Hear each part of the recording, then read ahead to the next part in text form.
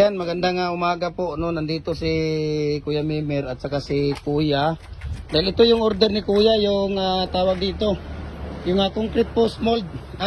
Kuya Jeffrey, pakikuha yung molder dito. Pagkalagay doon sa atin, hindi kasama yan sa ano ni Kuya para hindi makuha siya sa live natin. Oh, yung mga molder kunin mo. So concrete post mold nandito. Ito ang binili ni Kuya. Kuya, ano pangalan mo, Kuya? Romeo Olivar.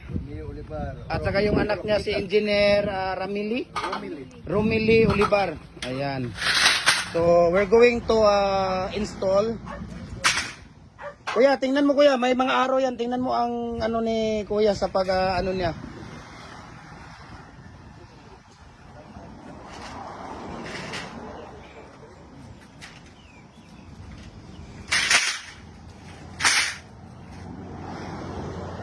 So ganito po ang pag-a-assemble natin.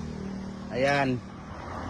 So yan lang ang ganito po ang pag-a-assemble natin sa ating concrete post mold, no? So by number po siya. Ayan. Kuya, discuss mo sa kanya, Kuya, kasi siya ang ano doon, number 9. Ayan, oh, sa gilid.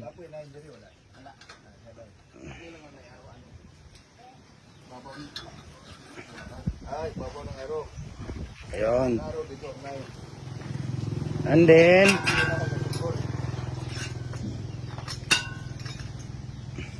Kuya, kunin mo yung gunti, ano ba? Ayun. Ayan. So yan yung lock niya. Ayan.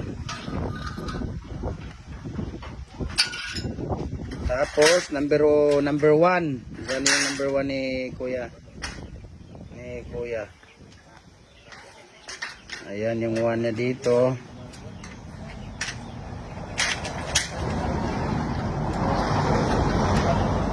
So ganito lang po mga idol, no, ang pag-i-install natin, no. Si Kuya ay galing po ng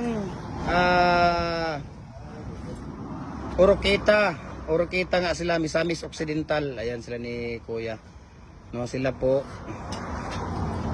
ang mga, anong pangalan ng store niyo sa Oroqueta, Kuya? Ibar. Ayan, Hardware. Ayan, Iban Hardware, shout out dyan sa Oroqueta. So sila po ang may-ari ng Iban Hardware sa Oroqueta. Sila ni Ate Romili Olivar at saka si Kuya Olivar. Ayan, sila po ang may ano. So ayan, tinatry natin na i-install para makita nila at malaman nila ang paano po natin i-install yung concrete post mold na 4x4 by 8 feet po ang haba dito. At pwede naman siyang gawing 6 feet at saka 7 feet dahil mayroon siyang ano 9.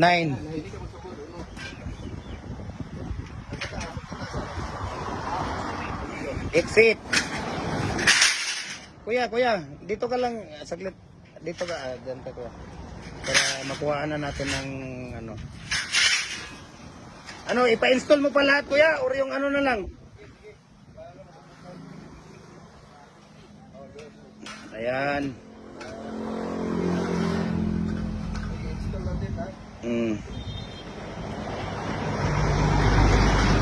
Tabangi si Kuan, yeah. Bigyan ka ng sigarilyo na ni Kuya Mimer mamaya at saka ni Kuya. Sige, tulungan mo si ano para magkasigarilyo ka. Sige, tulungan mo. Tres, hanapin mo yung 4 dyan, 4. Nasaan yung 4?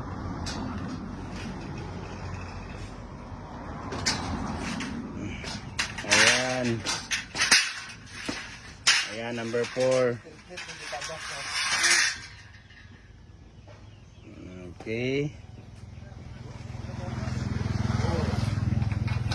Yan ang 4. So ganun lang po kasimple ang pag-i-install ng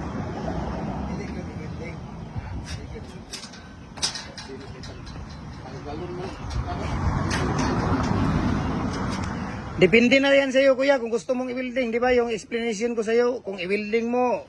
Sana may consumption ka, dahil sa pabiliya ba? No? Ay, yung stirrup. Naku, walang stirrup doon. Ay, mayroon na ano ka 'di ba, may live, mayroon kang video doon.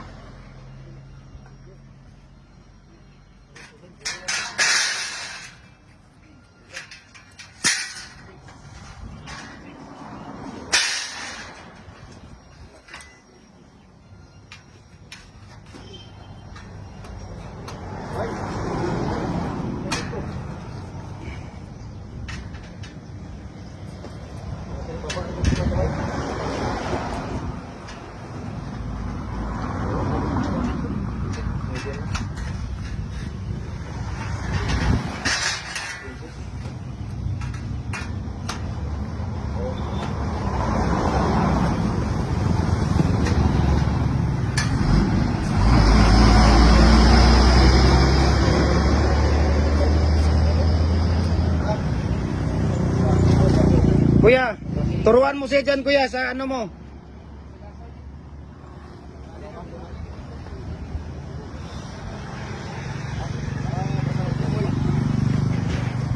Kanang yung may ano kuya, yung may tawag dito, sobra na ano, isa sa isang side yan siya. Ayan.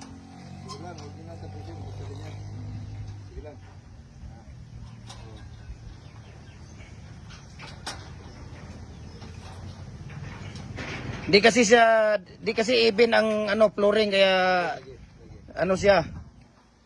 Hindi siya pantay kaya nagkaganyan yung ano niya. So, okay na yun kuya.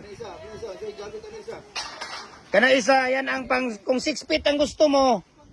Oh, pang kundim yan. Kung 6 feet. Oh, yan lock niya yan dyan. Ana.